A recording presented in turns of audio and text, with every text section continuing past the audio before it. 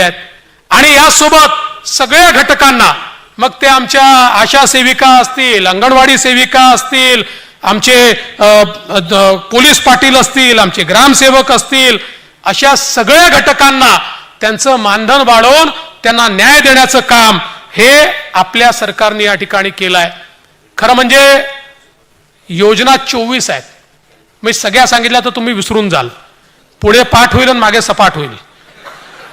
त्यामुळे या योजनांची पुस्तिका ही निश्चितपणे मी आपल्यापर्यंत आम्ही सगळे मिळून पोहोचवण्याचा प्रयत्न करू. माझी विनंती एवढीच आहे, ज्या घटकाकरता ज्या योजना तयार झालेल्या आहेत, महात्मा फुले जनआरोग्य योजनेसारखी चांगली योजना, अशा ज्या घटकासारख्या ज्या योजना तयार झालेल्या आहेत त्या घटकांपर्यंत त्या योजना पोहोचवण्याचं काम हे आपण या ठिकाणी केलं पाहिजे.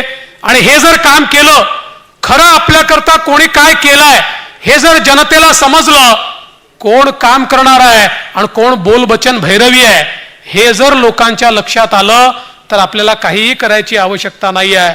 खरं म्हणजे शहरांमध्ये झालेलं काम मी सांगितलंच नाही आहे, ते सांगून अजून अर्धा तास आपला घ्यायचा नाही आहे. पण सगळ्या शहरांमध्ये देखील अभूतपूर्व काम या सरकारच्या काळात झालंय. मुंबईचा चेहरा बदलतोय, पुण्याचा चेहरा बदलतोय, नागपूरचा बदलतोय, नगरपालिकेचं क्षेत्र, नगरपंचायतचं क्षेत्र, एवढा पैसा आपण त्या ठिकाणी दिला, एवढी कामं आपण त्या ठिकाणी केली आहे. केवळ ही सगळी कामं कोण करताय हे जनतेपर्यंत पोहोचणं अत्यंत आवश्यक आहे.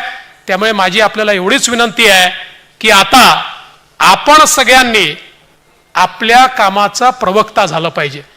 बघा, पत्रकारांना हिंदीमध्ये संवाददाता म्हणतात, संवाददाता. तसं आपल्या सगळ्यांना संवाददाता झालं पाहिजे, संवाद साधला पाहिजे, लोकांपर्यंत काम पोचवलं पाहिजे. आणि हे सगळं करत असताना मी सगळ्या पक्षांच्या नेत्यांना विनंती करतो, आपण जर महायुतीमध्ये एकत्रित आहोत, आज आपलाच अनेक वेळा आपापसात विसंवाद दिसतो, आपलेच प्रवक्ते एकमेकाच्या विरोधात काय काय बोलतात, हे बंद केलं पाहिजे. आणि कोणाला जर बोलायची खुमखुमी आलीच तर पहिल्यांदा आपापल्या नेत्यांना विचारा की मला खुमखुमी आली आहे, मी हे बोलू का?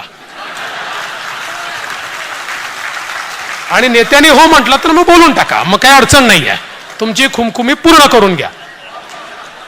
पण एक लक्षात ठेवा, आपण एक नाही आहोत हा नरेटिव्ह तयार करण्याचा प्रयत्न चाललाय. आणि या नरेटिव्हला दुर्दैवाने आपणच बळ देतो, आपणच हिट विकेट होतो, आपणच रनआउट होतो. ही परिस्थिती काही योग्य नाही आहे. जसं दादांनी सांगितलं, तिकीट वाटप कसं करायचं आहे, कोणाला कुठल्या जागा द्यायच्या आहेत, मंचावरचे सगळे नेते मंडळी आहेत, दादा आहेत, मी आहेत आणि आपले माननीय मुख्यमंत्री महोदय आहेत, सगळ्यांच्या सल्ल्याने त्याचा निर्णय करू. शेवटी आपण जेव्हा युतीमध्ये असतो, सर्वांच्या आशा आकांक्षा असतात.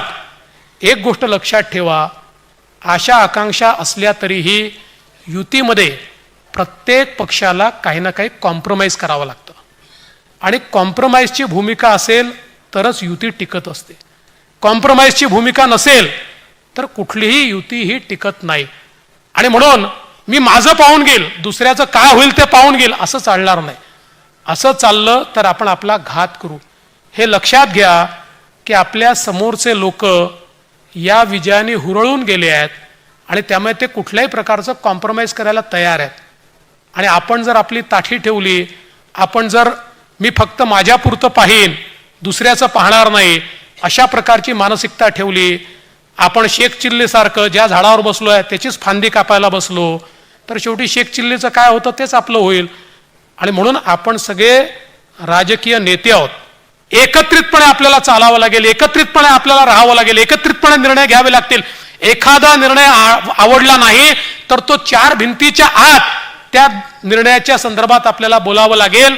आणि म्हणून मला विश्वास आहे की आपण सगळ्यांनी निर्धार केला तर इतकी मजबूत महायुती आहे. 200 पेक्षा जास्त आमदार आहे हो आपल्याजवळ, 200 पेक्षा जास्त, आणि कार्यकर्ते तर इतके आहेत.